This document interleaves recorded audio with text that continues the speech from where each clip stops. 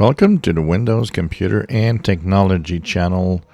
And what if I asked the question, if you use an older computer of Windows 11, 10, 8, 7, what was the one that for you seemed to be the fastest? Now, if you don't have any of these computers to test it on, I'll have to rely on what you think.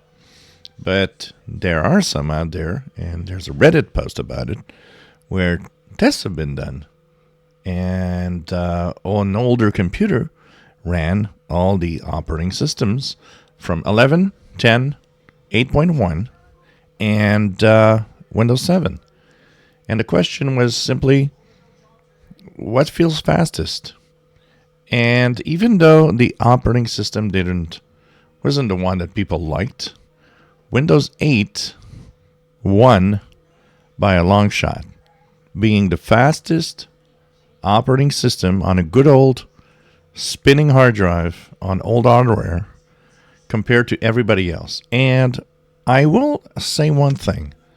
I probably agree with that because one of the first things I've ever noticed on Windows 8, when I purchased a PC with it, which still had a spinning hard drive, is how fast it was compared to everything else I've had. And it does beat the hell out of Windows 7.